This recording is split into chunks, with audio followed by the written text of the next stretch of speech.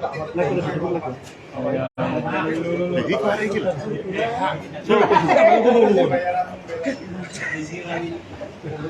tangan Bapak kami.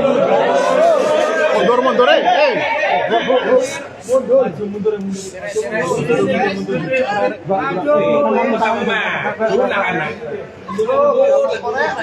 Tahan lagi pamaku, Bang.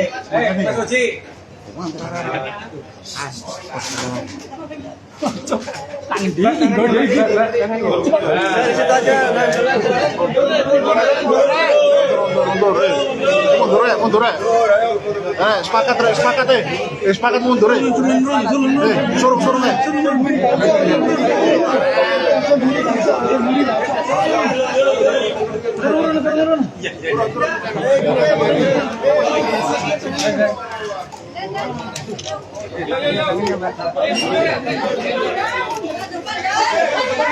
Gimana Bang aja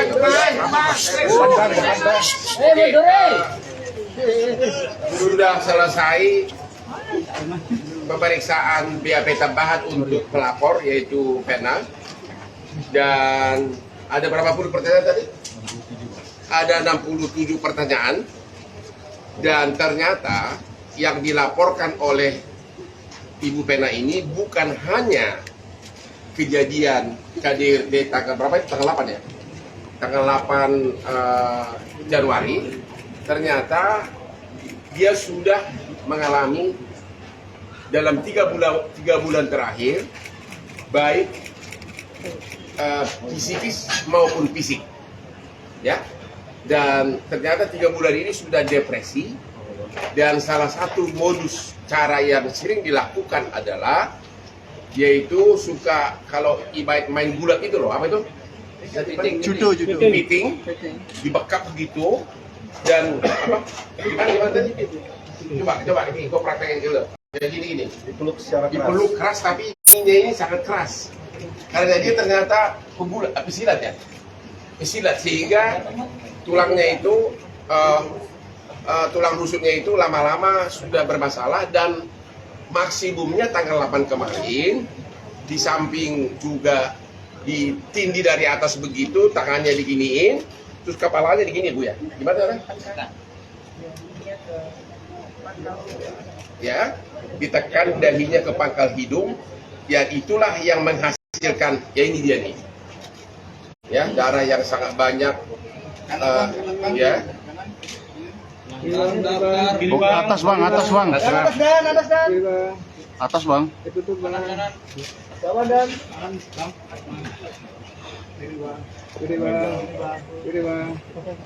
Dan ternyata tanggal 8 itu bukan hanya berakibat darah keluar banyak dari hidung, tapi juga karena ditekan dari atas begitu keras, ditindih sangat keras, dan disitulah kerasalah perasaan. Kemudian ternyata rusuknya sudah parah sehingga waktu itu langsung dibawa ke rumah sakit, ya. Jadi yang dia ceritakan itu adalah penderitaan dia bukan hanya tanggal 8 Januari, tapi 3 bulan sebelumnya udah diuraikan semuanya. Oke. Dan hari ini, ya, terima kasih kepada Bapak Kapolda Jawa Timur, kepada Bapak Direktur Reskrimum Polda Jawa Timur, dan juga kepada Bapak Kabid Humas sudah keluar SP2HP, yaitu hari ini, tanggal 12 Januari, ternyata sudah dilakukan gelar dan telah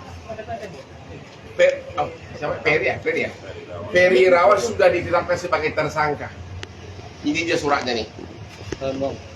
Dan dipanggil untuk datang hari Senin ya. Hari Senin. Mudah-mudahan dia menghormati panggilan kepolisian. Sudah ditetapkan sebagai tersangka.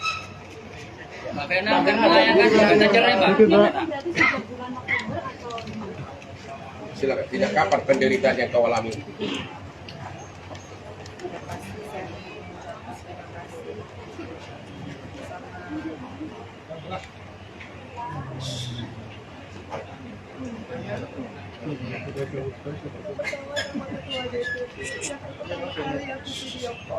Ketua DPP Perindo Surabaya. Yang bisa pertama kali aku hubungi adalah ketua DPP. Yang benar-benar melihat banyak berdarah-darah pada saat itu.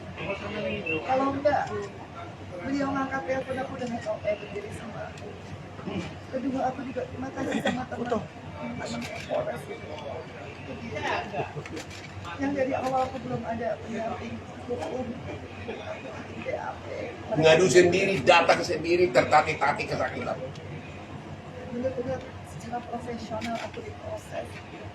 Kemudian kepada teman-teman dari Polda Jawa Timur, Bapak Kapolda, semua Bapak, termasuk Bapak Demanto, Bapak Tony, Bapak Toto, Bapak Hendra, Bapak Suwancono, Bapak Ibu Masuka. Akhirnya aku bisa sudah apa yang berikan aku 3 bulan yang selama ini aku ngapain dengan siapa, tapi qadarullah dengan ada peristiwa berjuang itu akhirnya aku bisa dengan berani mengungkapkan bagaimana pemerintah itu secara serius dan semuanya juga apa pertahanan tahu tapi aku dan saya dan sampai juga sama adik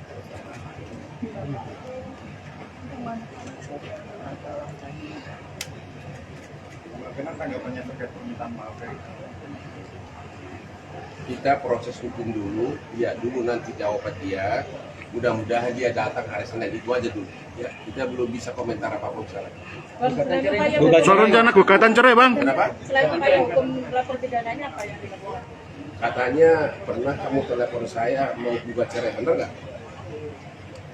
saya memang bisa ini begitu, saya merasa ini begitu, saya cuma ingin fokus sama pekerjaan saya, sama anak-anak saya, dan insya Allah pulang dari Jakarta saya. Mbak Vena, apakah mengalami trauma hingga saat ini, Mbak? Saya sangat trauma, sebetulnya saya sudah melangkah ke diri, saya sudah asam lambung, saya sudah ingin mengakhiri, tapi saya nggak tahu karena sebagai perempuan saya selalu ingin mempertahankan perkawinan.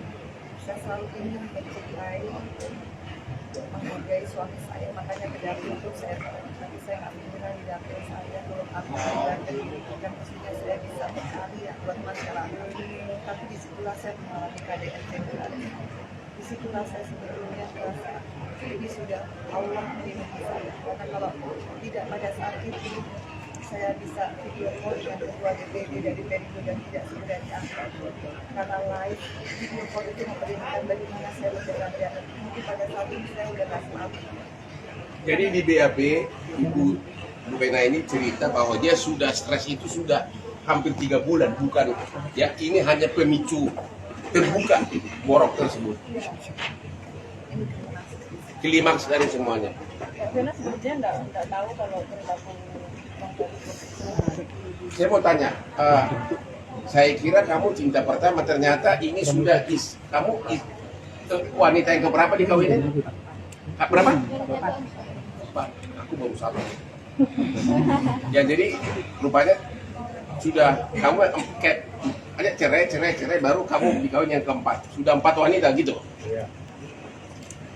apakah sebelumnya terjadi kekerasan seperti ini, Mbak? Di awal pernikahan? Apa pengakuan istri sebelumnya? Pengakuan istri yang terakhir tahu saya sebelumnya sebelum saya menikah, tapi saya tidak pernah melukis karena saya merasa baiknya aku ada di sini dan saya menerima segala konsekuensi dari segi pekerjaan dia, dari segi penyakitnya. Apa yang kamu dengar? Tapi kalau dari segi Yang keberapa itu? Yang ketiga ya. kalau mungkin bisa dilihat juga di beberapa tayangan bahwa memang jadi asal nanti darah dan kemudian tapi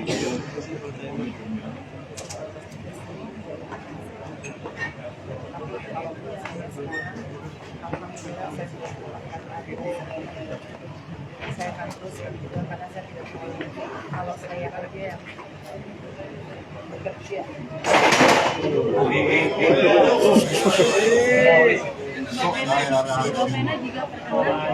Lanjut. Saya hanya perempuan-perempuan di luar sana yang saya yang kondisi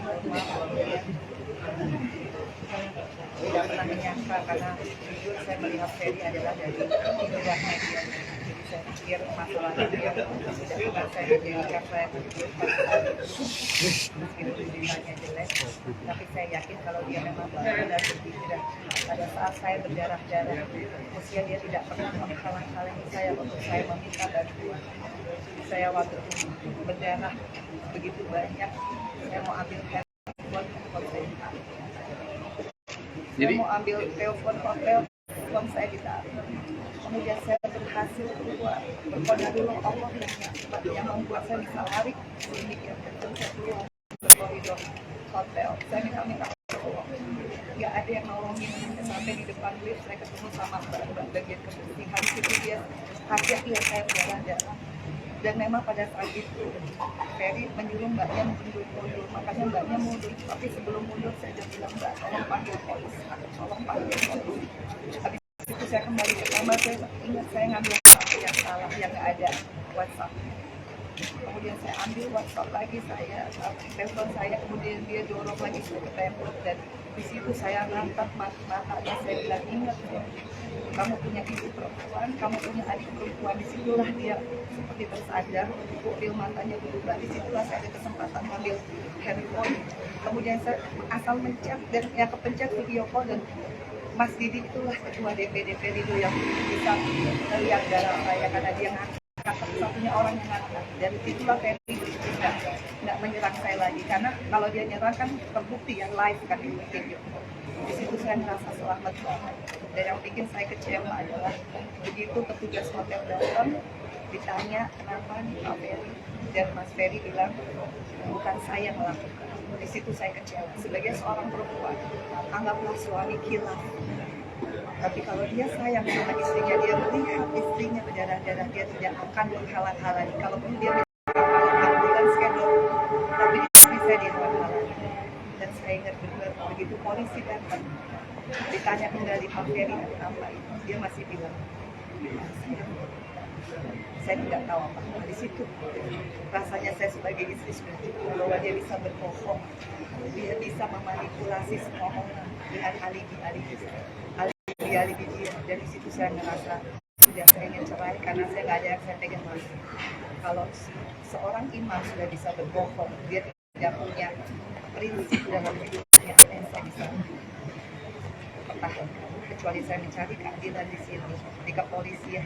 Kecuali saya juga melindungi karena saya nggak mau mati konyol. Dan kecuali saya harus benar-benar bisa memberikan satu pembelajaran bahwa perempuan harus pikir apapun itu, sesedih apapun itu sudah jadi komitmen saya. Terus ini banyak wartawan nanya ke saya, apa sih penyebabnya? Jadi tolong klarifikasi, apakah benar penyebab pertengkaran itu belakangan ini terutama dia tidak bisa kasih nafkah, dan walaupun tidak kasih nafkah tapi masih ya sangat sering minta hubungan apa tuh namanya itu? Aku kurang ngerti gimana apa itu? Ya, terus juga mulai cemburu gara-gara dia sudah mau ikut terjun ke politik karena bakal ketemu cowok-cowok yang pakai berlian seperti Hotman gitu, ya. Apakah itu? Jadi ada rasa cemburu dan juga dalam keadaan kamu stres sudah begitu, tapi masih tetap mau dong mah gitu ya. Sebetulnya 3 bulan terakhir saya memutuskan kembali ke dunia politik. Ya. Dan disitulah pemicu cemburunya berlebihan. Seperti saya telepon ketua DPD, divisi laki, dibilang saya tidak menerima maruahnya sebagai istri. Mestinya saya menelpon, tapi saya selalu bilang nggak mungkin karena di dapil saya. Tentunya saya paling tahu bagaimana saya mengkoordinir struktur partai saya. Itu menjadi pemicu. Itu yang terjadi tanggal 8, di mana pada saat saya mau beraktivitas, saya masih mau bekerja untuk rakyat, bukan saya melakukan hal yang negatif. Tapi beberapa jam sebelumnya saya selalu diganggu hanya urusan saya tidak bisa melayani masalah tugas. Gimana? Diganggu gimana? Jadi diganggunya memang Diminta gitu. pada perjalanan Jakarta ke Kediri 12 jam. Ya. Dia sudah terima bahwa saya telah pacaran. Tapi saya bilang, Arti pacaran apa tuh? hubungan suami istri. Oh. Tapi saya sudah bilang, sudah 3 bulan terakhir ini dari 9 bulan perkawinan saya sudah tertekan, makanya saya masih merampung. Saya berangkat itu dalam keadaan saya masih merampung, saya memang tidak bisa. Saya bilang, iya kalau saya sehat pasti saya dia. Tapi nggak tahu begitu sampai berdiri jam 9:30 saya pergi juga karena saya minum obat lambung. Jam 3 memang itu dia berusaha lah, Untuk melakukan hubungan suami istri lagi. tapi saya kan nggak mau, saya taruh lagi karena saya capek, saya mau kerja besok pagi saya udah janji ke Tulung Agung dengan teman-teman struktur dari Indonesia. Akhirnya saya taruh lagi, makanya jam 6 pagi saya bangun, saya kan bikin kalau nggak keturutan ada link saya mungkin dulu nggak berbijak atau baju ada itu disindir lah, inilah dosa jadi perempuan harusnya nggak begitu. Saya kerjaan itu saya bilang apa lagi, kan saya belum berbijak. Sekarang saya sudah berbijak, nggak mungkin saya melakukan itu lagi. Kita libur, kita libur. Dia towel semua organ-organ saya dan dia kasar lah, dia bilang saya hanya cuma mau itu sesuatu. Ya begitu memang. Hanya saya bilang saya mau kerja di libur sampai dia berdoa. Dia kan kalau saya sudah speak up, saya bilang saya harus kerja, dia perlu saya minta maaf. Habis itu jam 7 saya dibanting. Dia minta lagi? Bukan, ada lagi. Saya tutup pintu kamar mandi karena saya mual. Dia kan lagi blokir besar saya tutup marah lagi. Kenapa tutup pintu? Makanya saya bilang kamu juga nggak berani di WC yang sama karena kamu tuh gini, kamu bau tadi saya bilang pokoknya hal kecil. Ya saya merasa udah capek, saya ini hanya bekerja. Tapi ya itu yang jadi pemicu sampai akhirnya berantem. Karena saya merasa saya mau kerja susah. Saya kira cukup. Ya. Jadi sekali lagi klien saya Ibu Vena dan saya mengucapkan terima kasih kepada Bapak Kapolda Jawa Timur, juga kepada Bapak Direktur Reskrimum Polda Metro Jaya, kepada Bapak Kabid Humas Pak Dirmanto, dan juga kepada Pak Wacono ya, dari tim penyidik yang telah menetapkan saudara terlapor Ferry sebagai tersangka mulai tanggal 12 Januari dan akan dipanggil hari Senin. Cukup sekian ya. Oke. Terima kasih Bang. Terima kasih Bang.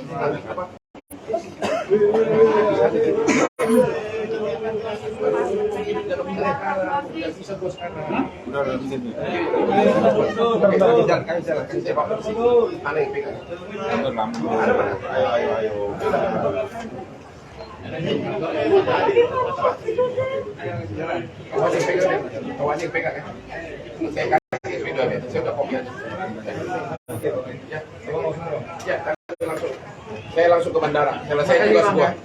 Ya, misi terlaksana. Terima kasih Bu. Ya, thank you ya. Yuk. Ya.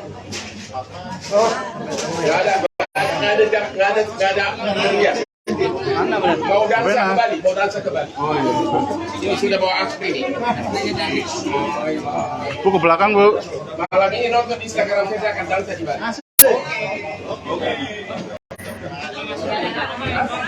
Langsung kembali ke bandara.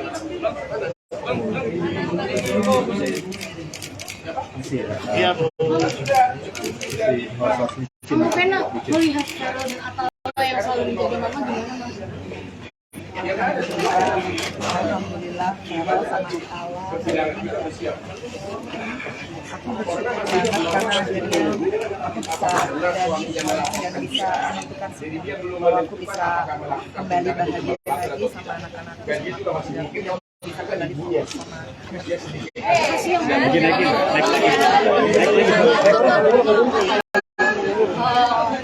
Om Ferry Ya udah. yang rencananya karena dengan aku bisa lari masih bisa minta tolong, masih bisa ngerebut handphone, artinya masih banyak banget agenda bisa bermanfaat. Artinya ini pembelajaran Iya, mau ke Bali. ya kalau memang harus merelakan perkawinan demi sebuah kebenaran dan sebuah kebahagiaan yang hakiki, buat saya kan menikah ibadah sih. Rencananya akan melayangkan gugatan lagi nggak Pak? soal penyalekan tetap lanjut. Mungkin Tapi Udah cukup ya. Cukup. Ya udah siap sekarang. Minggir. Udah.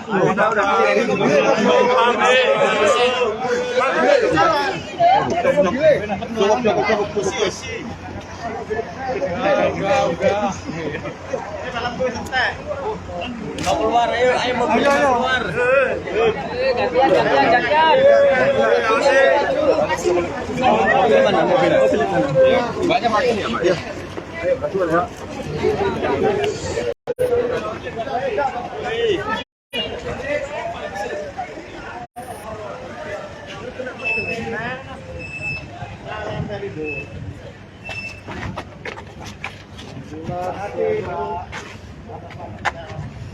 Sehat-sehat Bu Fena.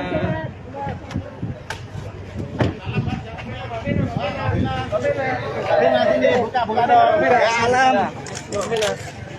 Terima kasih. Terima kasih.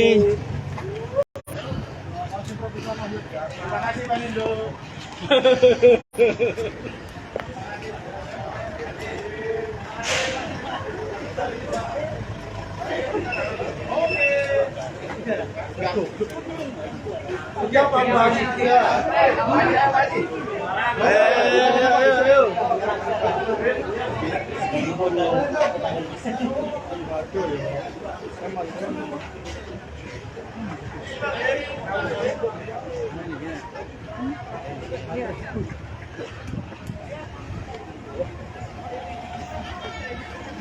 Pam lho, enak tok menentok yang kon mundur tambah muwen ngene. Tapi pertahanan Pak Mam seneng aku. Aku mundur.